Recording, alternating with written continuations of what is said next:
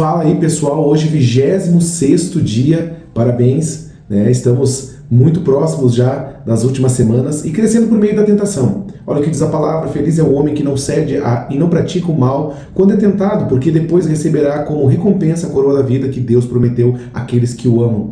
E Martim Lutero falava assim: minhas tentações têm sido minhas mestras em teologia. Então toda a tentação ela é uma oportunidade de você fazer o bem ou o mal, fazer o que é certo ou o que é errado. Isso não exime Satanás, que ele usa isso como uma das armas para que nós venhamos pecar e nos condenar. Porém, isso nos molda ao caráter de Cristo. Sermos semelhante a Cristo é quando você supera uma tentação, supera o pecado, e aquilo dali então se torna algo que aprimorou você. E olha, as qualidades do caráter de Jesus são os frutos do Espírito. Quando o Espírito Santo controla a nossa vida, ele produz o seguinte fruto em nós: amor, alegria, paz, paciência, bondade, benignidade, fidelidade, mansidão, domínio próprio. Gálatas 5:22. E essas 9 qualidades constituem uma bela descrição de quem é semelhante a Cristo. Então, quando você aceita Cristo como Senhor e você é batizado no Espírito, você recebe e produz o fruto do Espírito. Porém, o fruto ele não está maduro ainda para ser colhido. Então, cada tentação, cada dificuldade que você passa é uma forma que Deus usa para amadurecer os frutos e nos tornarmos mais semelhantes a Ele. Então, Deus nos ensina a amar colocando pessoas desagradáveis perto da gente. Amar quem eu já amo não exige nenhum caráter. Não existe nada do Senhor, porque eu já amo essa pessoa. O Senhor nos ensina verdadeiramente a alegria em meio à aflição quando nos voltamos a Ele. Felicidade depende do que eu sinto. Porém, a alegria, ela é o meu relacionamento com Deus. A paz, ela só é promovida em momentos de dificuldades e insegurança. Qualquer um se sente tranquilo olhando um pôr do sol ou estando relaxado nas férias. Porém, você exercer realmente a paz é você confiar em Deus em meio à dificuldade. Paciência se desenvolve nas ocasiões em que precisamos esperar. Porém, muitos de nós nos iramos quando temos que esperar com paciência. Nós não temos o fruto de esperar no Senhor. Não podemos dizer que somos bons em algo se jamais fomos tentados a ser maus. Não podemos dizer que somos fiéis se nossa integridade nunca foi testada. Cada vez que derrotamos uma tentação, nos aproximamos mais da semelhança de Cristo. Como que as tentações se manifestam? Todas as tentações elas seguem o mesmo padrão. Estamos bem familiarizados com os seus esquemas malignos, 2 Coríntios 2:11. A tentação segue 4 processos, 4 etapas. O uso usado tanto na tentação com Adão e Eva, quanto em Jesus também. E os desígnios do coração é a primeira. Muitas vezes nós achamos que algo é coerente, aquilo que nós sentimos, aquilo faz sentido realmente. E pode ser algo pecaminoso também, como uma vingança ou um desejo legítimo, como ser amado ou sentir prazer. Mas Satanás ele sugere de forma sutil na sua mente para que você caia em pecado. Então cuidado com os atalhos. Frequentemente são tentações. Satanás sussurra: você merece isso, fará você se sentir melhor. Se não tivermos o desejo dentro, a não tem como nos atrair.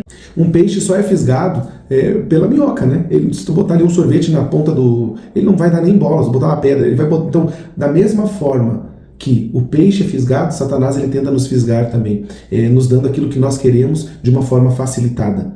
Então, também a palavra diz: do interior do coração dos homens vêm os maus pensamentos. Todos esses males vêm de dentro e tornam o homem impuro. Marcos 7, 21 e 23.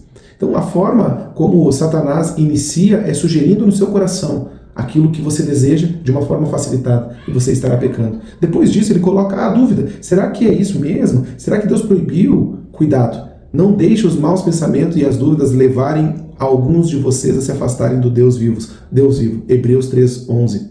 Terceiro, depois da dúvida, vem o engano. É óbvio que se você gerou uma dúvida, você não tem certeza, você acaba sendo enganado. Satanás é incapaz de falar a verdade. Ele é o pai da mentira. Será que Deus proibiu isso mesmo? Não. E o quarto é a desobediência, é a finalização do plano completo. Então ele nos leva a fazer e a pecar e nos afasta de Deus por causa do pecado, porque depois ele vai falar: você nunca mais será aceito. As pessoas são tentadas quando são atraídas e enganadas pelos seus próprios maus desejos. Então esses desejos fazem com que o pecado nasça, e o pecado, quando já está maduro, produz a morte. Tiago 14 a 16. Então como que nós devemos fazer para superar as tentações? Sabe que a primeira coisa que nós devemos fazer para superar as tentações é reconhecer realmente quem é o inimigo. Não tem uma expectativa de que a tentação acabou no momento que você aceita Jesus. Até porque Jesus foi tentado a todos os momentos. Isso traz a aprovação da vossa fé, é o que diz a palavra. Então nós superamos a intimidação, a tentação, sabendo que realmente a tentação ela existe. Pois nunca nós deixaremos de ser tentados. Só é tentado a pecar aquele que está fazendo a vontade do Senhor. Então, se você está fazendo a vontade de Deus e Satanás tem vindo frutos em você, com certeza ele vai te levar à tentação. Mas isso não quer dizer que você é obrigado a pecar ou que você vai pecar. Então, a palavra diz assim, não fique surpreso, abalado, intimidado por isso. Lembre-se de que as tentações que surgem na vida de vocês não são diferentes dos que os outros enfrentam. 1 Coríntios 10, 13. Jesus foi tentado a pecar e não pecou. E você só se torna um pecador quando entrega à tentação. Martinho Lutero diz assim, não podemos evitar os passos voem sobre a nossa cabeça. Podemos evitar que façam ninho sobre ela. Você não pode impedir o diabo de sugerir pensamentos em você. Você pode repreender esses pensamentos e não aceitá-los dizendo quem você é em Cristo.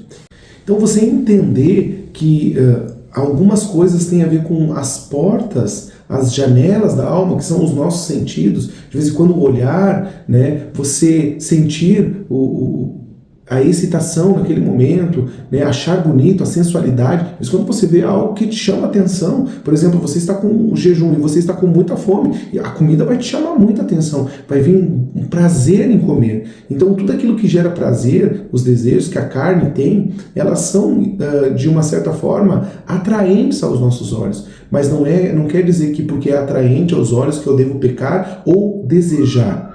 Então, a verdadeira diferença entre a tentação e você pecar é que você não cumpre aquilo que você teve como desejo, sabe? Não fique envergonhado porque Satanás ele lança dardos inflamados na nossa mente com coisas que de repente nós queremos muito. Mas isso não significa que você deve pegar aquilo para você ou trazer aquilo no seu pensamento ao ponto de pecar. Realmente, ter o desejo do fruto da árvore e comê-lo. Porque o desejo foi lançado no coração, na mente da Eva, e ela teve o desejo realmente. Porém, agora ela comer foi uma opção. Então, nós devemos reconhecer o padrão de tentações. Existem padrões e vulnerabilidade para cada um de nós. Você tropeça quase sempre na mesma situação. Tem situações preparadas que nem a banana que você veja lá na frente que você vai escorregar. Você já vê que a situação não vai dar certo. Então o diabo está querendo atacar e não quer outra coisa senão apanhar vocês desprevenidos. 1 Pedro 5:8, a mensagem. Pare por um momento e pergunte-se a si mesmo, quando sou mais tentado e em que lugar? Quem está comigo nos momentos em que sou tentado? E como estou me sentindo quando sou tentado? Solitário, estou muito feliz, estou deprimido, entediado, sob pressão. Então nós devemos entender como que a tentação vem e nós devemos quebrar os ciclos dela. Nós não devemos aceitar viver na tentação, nós já devemos quebrar os ciclos. E não deem a oportunidade para o diabo tentar vocês. O planejamento prudente reduz a tentação. Provérbios diz assim, pensem bem no que você vai fazer. Evite o mal e caminhe sempre em frente. Evite o mal. Não esteja de acordo com aquilo. Peça ajuda a Deus. Sabe? Você só vai conseguir superar todas as suas dificuldades quando você pede ajuda a Deus. E não se envergonhe por ter errado. Volte-se ao Senhor, assim como o filho pródigo. Volte-se ao Senhor. Clame o Senhor no dia da sua angústia. Clame a mim no dia da minha angústia, e eu o livrarei, e você me honrará. Isso é como se fosse uma oração micro-ondas. Você botou, está pronto. Muitos oraram dessa forma. Sabe, uma oração mais rápida do que isso é você realmente dizer socorro. O Senhor é o teu socorro bem presente. Sabe? Ele é ajudador. Ele é o Deus forte. Ele é o provedor. Yeshua significa exatamente isso. Aquele que socorre você. Ele é Jesus. Bom, Daniel pediu ajuda, Pedro pediu ajuda, todos eles pediram ajuda. E que nos garante uma resposta é que Jesus foi tentado, mas não tendo pecado, ele nos compreende. Deus jamais se irrita ou se aborrece, porém Satanás coloca pensamentos na nossa cabeça para que nós venhamos pensar que ele está aborrecido com nós e nos afastamos dele. Então, tenhamos confiança e cheguemos perto do trono divino, onde está a graça de Deus. Ali receberemos misericórdia e encontraremos graça sempre que precisamos de ajuda. Hebreus 4,16. O amor de Deus, ele não se esgota, ele é grande. A sua paciência, ela permanece para sempre. Somos enraizados quando nós passamos pelas tentações. Nós devemos entender que, assim como o vento chacoalha a árvore, ela se torna mais forte porque as raízes se tornam mais profundas, também nós, nos momentos das dificuldades, nos tornamos cada vez mais à semelhança do Criador. Então, o tema de hoje é: toda tentação é uma oportunidade para fazer o bem.